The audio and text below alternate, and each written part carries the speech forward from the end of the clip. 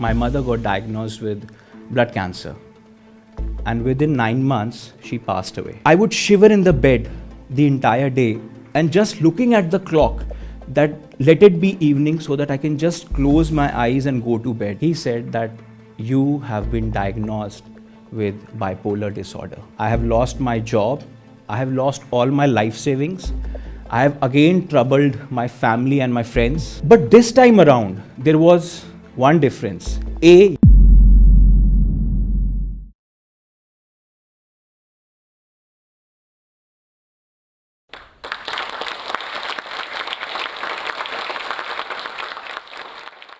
At an age when other kids are thinking about which clothes to buy, which video games to play, I, as a teenager, was mourning the death of my parents. Hi, my name is Rajat. I was born and raised in Delhi, and today I'm here to tell you how, with the power of acceptance, I changed my life. I was born in a very happy family.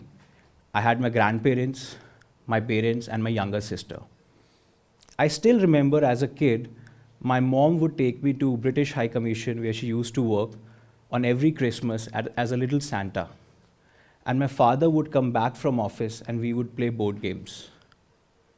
But as they say that life has its twists and turns, and unexpected things happen. I was 11 years old when my mother got diagnosed with blood cancer. And within 9 months, she passed away. I was barely out of that shock that 3 years later, my father got a cardiac arrest and he passed away as well. And me and my sister were single-handedly raised by my grandmother. I completed my schooling, I went to college, but that void of growing up without my parents was always there, I would like to believe. Once in college, yes, I made friends, and my life just revolved around partying every weekend with them, and that was it. I think on some level in my 20s, I even neglected my family for that matter. Now we come to January 2015. I had joined an organization as a corporate trainer, and everything was going fine in my life. Suddenly I noticed that my sleep had reduced from 6 hours to 4 hours to just 2-3 hours in a day. I would wake up 5 a.m. in the morning in the peak of winters and go for a morning walk. I was feeling energetic, ecstatic all the time. I would go to office and my productivity had risen by 200%, and everyone was happy over there as well. So from morning that I used to wake up till at night I used to sleep, I was elated all the time. This period continued for a couple of months, and then I just broke away from reality. And that's when all hell broke loose. I would get hallucinations, delusions that I am God, I am sent by God on this planet to eradicate all the problems on planet Earth. I still remember that once I just withdrew 20,000 rupees from an ATM and distributed to beggars on the road. And there was a stampede over there at that time, obviously. I find it funny now, but at that time it was pretty scary. That period continued for about a month. And after 1 month, I crashed back into reality. Just to give you a perspective, it was like I was driving at 100 miles an hour on a long highway, and suddenly I banged into a wall. I did not know what has hit me, and I just slipped into clinical depression after that. So much so that I would dread waking up in the morning because all those images of that episode would haunt me no end. I would shiver in the bed the entire day, and just looking at the clock, that let it be evening so that I can just close my eyes and go to bed. That was my only respite. In that moment of utter despair, when I came back to reality, I begged my friend to take me to a doctor. My best friend, he just took me to the doctor, and there the doctor told me, when I told him all the symptoms that I've been going through for the last 4 months, he said that you have been diagnosed with bipolar disorder. Up until then, I had never heard those two words. I did not know what it means. If I have to describe bipolar disorder, it is a double-edged sword. As the name describes, bipolar, two ends of the pole, too high and then too low. You start with hypomania, in which you're feeling so happy, ecstatic all the time. Fleet of ideas, your productivity would rise. That early on, when you don't have experience with this illness, there's nothing in the world that would tell you that there's something wrong with you. After hypomania, once it turns into a manic episode, then there's all hell breaks loose. Then you break away from reality. That is the scariest part of this illness, with all those hallucinations, all those delusions, troubling people. And once the episode ends, once you crash back into reality, that is when the maximum bipolar patients commit suicide, because they just don't know how to deal with reality and what all has happened. And then you enter the depressive end of the spectrum of bipolar, which might take 3 months, 6 months, even 1 year sometimes to recover. This period continued for the subsequent months. I think I just resigned from life. I gave up that how did this happen to me, and I can't do anything in my life. One day I just got out of my room and I saw that my grandmother was crying. I ran up to her and I asked her that, why are you crying? And she said that, I have lost my son, but if I have to see you in this condition dying every day, I think I'm going to die as well. That one line had a huge impact on me. I decided that I somehow need to gather the pieces of my life and start building it up again. That's the time that I joined a support group called Sunny Side Up. I joined that group and I met people from all walks of life in that group. An author, a digital marketer, a management consultant. And I would go there every Wednesday evening because that was the only motivation for me to get out of my room. We would discuss all kinds of things. I would tell stories that in my episode, I was Krishna, and this other girl would say, oh, I was Jesus, and we would all laugh over it. Things that tormented us, we could just say it out openly over there and have a joke about it. It did two things. A, I realized that I am not the only one in the world. And B, that so many people in our society are suffering silently.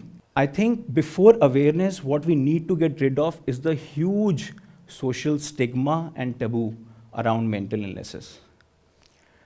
I know of a few so-called educated people who would define all kinds of mental illnesses with just one word, and that is pagal. And that's how they define your entire identity and put you in a box. You can't let that stigma reach to your heart, because if you do, then there is no recovery. Coming back to my story, I started working again in 2017. I joined a training organization. And 2 months into my job, I was happy that finally I'm back on my feet. I've turned it around again. Little did I know that, I think I took it a little casually as well at that time, that I decided I'm going to quit my medicines. I don't need my medicines anymore. Because I'm functioning, I'm going to a job, why do I need to take medicines? And after 2 months, the same pattern started repeating itself again. My sleep started reducing. I would feel ecstatic all the time. And one day my sister noticed my slight changes in my behavior. And she said, bro, please go to a doctor. And I just shrugged her off. When she persisted, I said, okay. I went to the doctor, there was this long queue. And I thought to myself, why do I need to see a doctor? I'm feeling so great. Hypomania would be a lot simpler if it was like stomachache. You feel the pain in your stomach and you know that you need to take medicine or seek some kind of help.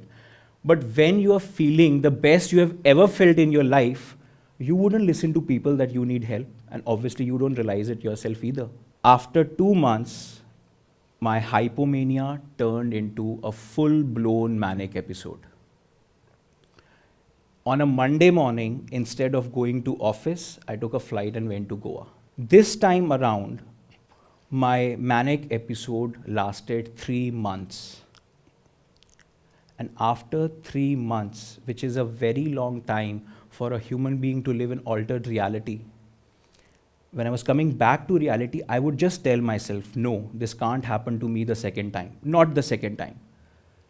But after a week or so, when the full realization hit me that this has happened again, I have lost my job, I have lost all my life savings, I have again troubled my family and my friends, automatically one slips into the depressive end of bipolar spectrum. But this time around, there was one difference. Yes, the shock factor was less. But most importantly, even in that utter moments of despair, there was this sense of acceptance that yes, this is a condition that with which only I can deal with and nobody can help me, nobody can fight for me, I need to fight it myself. And with that acceptance, slowly came the strength to get up again. I still remember at that time, I would write positive things in my diary when there was not a single thought of hopefulness at that time. I would still write that no, you can't let this illness destroy your life.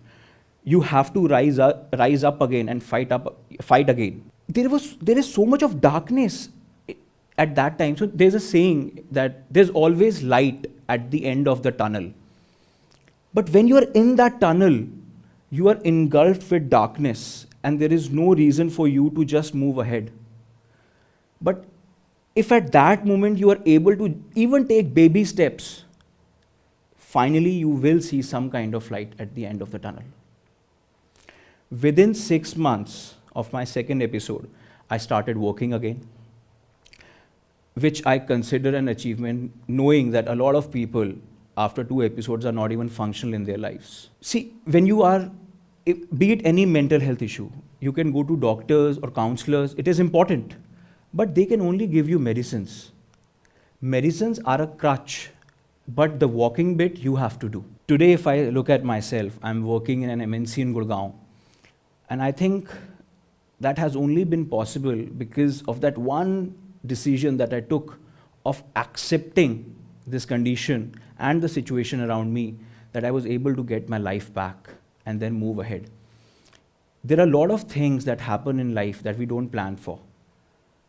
Unusual, unexpected adversities happen, but if you're able to accept it, with that acceptance, you gain the strength to fight it as well. I would just like to say one thing at the end, that if you know any family member, a friend, a colleague, or even an acquaintance whom you know is suffering from some kind of a mental health issue, try and be patient with them. And if possible, show some compassion. Because I know today if I'm here giving this talk, it is because of my family and couple of friends who stood by me and who loved me when I was absolutely unlovable. And I would always feel that sense of gratitude towards them. Thank you. Tell us what you think about this video and don't forget to like, share and subscribe.